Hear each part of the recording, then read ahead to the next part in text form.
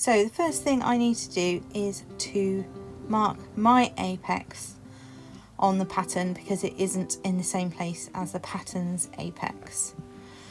Next, I'm just making sure I know where the centre front is because that's where I've taken my measurements from.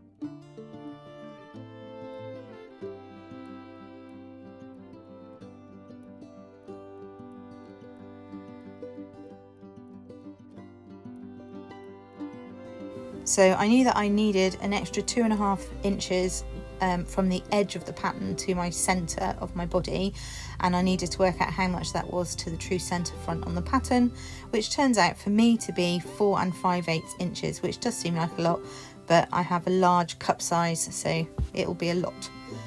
So I've marked that on.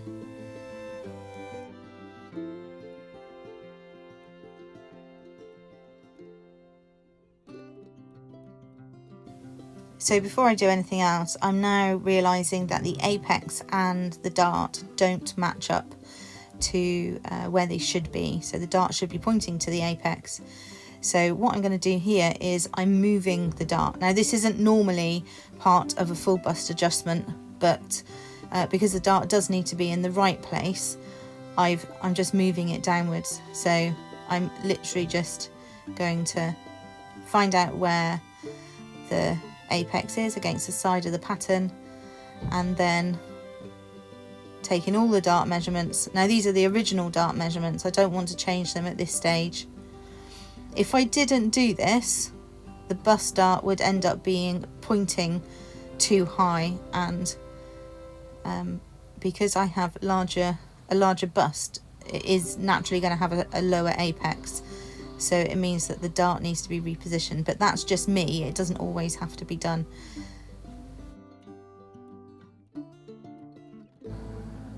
So now I'm ready to do the full bust adjustment, and what I'm doing is I'm finding a line straight down from the apex to the bottom of my pattern. I'm going to use this as a cutting line for later on. So I'm just trying to keep that parallel to the centre front as much as I can. And then I need another line roughly to the middle of the arm side from the apex.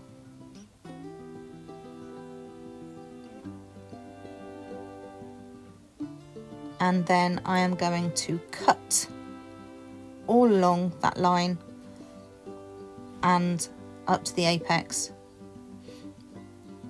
I'm going to pivot my cutting at the apex.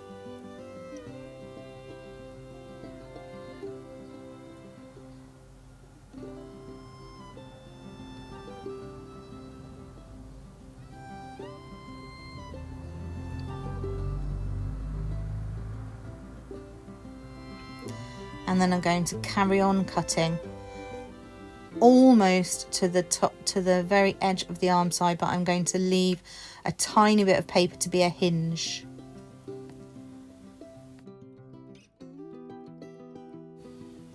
So now I need to make an additional hinge so that I can make the pattern lie flat, and I'm going to cut in a straight line from the side to the apex, but again not all the way through, so it leaves a hinge. And then what you can see is that you can start to manipulate the paper around to create a gap in the pattern, but you need to try to aim to make sure you're getting everything to lie flat. So I've inserted some paper behind now because I need to fill in some gaps, and I need to stick down at least one piece of paper so that I can pivot the side against it.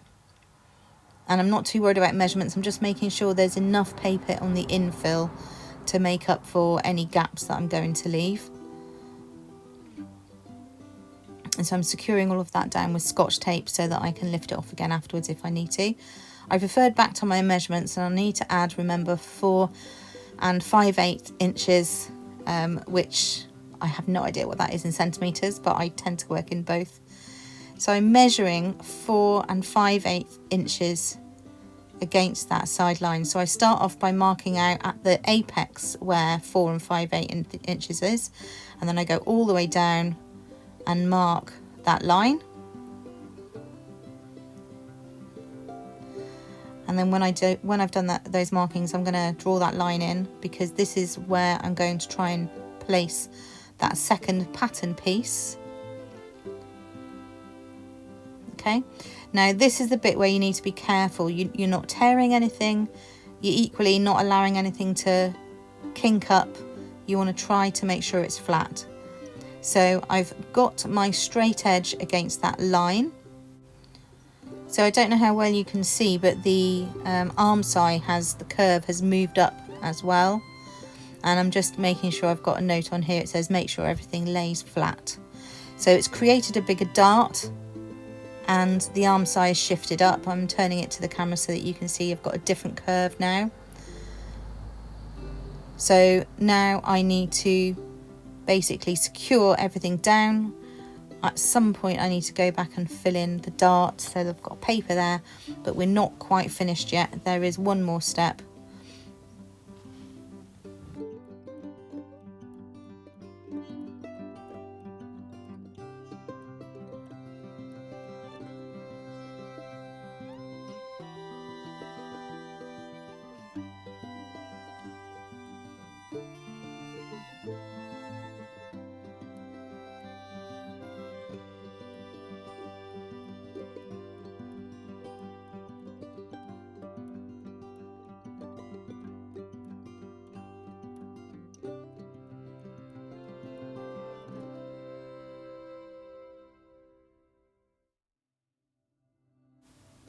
This one isn't an additional step, I'm just adding paper into the new dart space that's been created so that it's part of my pattern.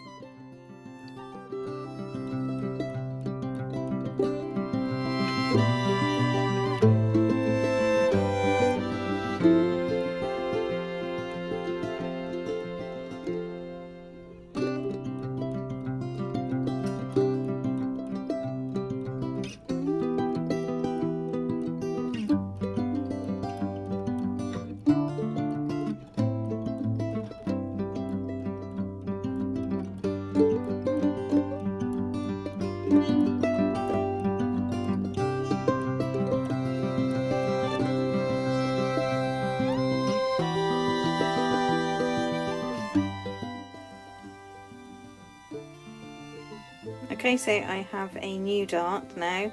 I did debate about where I wanted the dart to be, and just making sure it was the right same length both sides. I think I made a mistake, so that's why you can see two lines, but I know which line I want and I know which line I don't want, so I made sure that I was just marking that correctly. Now it is a big dart, it's huge.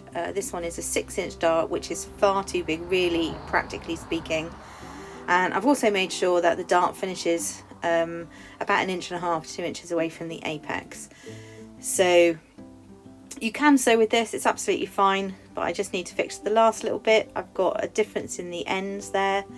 So what I'm going to do now is I'm just making sure that the two ends are now going to be trued up, because where you've added additional width to your dart because of your pivoting action, you've also changed the length, which is absolutely right, because if you have got bigger boobs than the pattern allows, you're going to need the fabric to go over the bust and down, so you do need extra length as well. It won't make the top look longer because it is going over additional space on the boobs. So now I just need to make sure that I've got some paper underneath and I know where that piece of paper needs to go. So you'll see me adding some markings so that I know where the pattern continues, sticking everything down and then adding my last bit of paper in place so that it matches up with the rest of the pattern.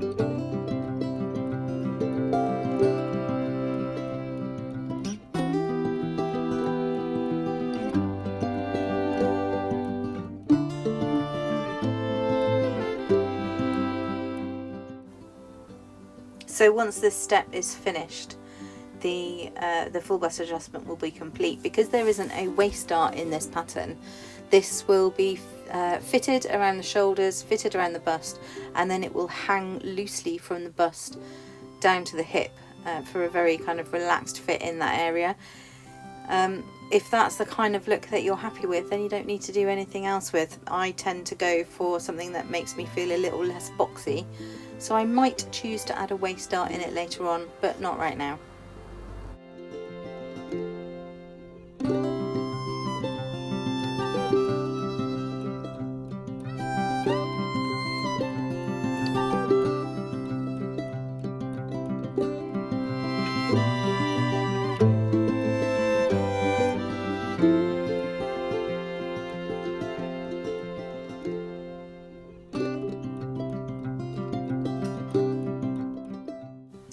And that's now the full bust adjustment technically done. Now when you do yours, you will probably have a small dart to contend with, so it'll be perfectly fine.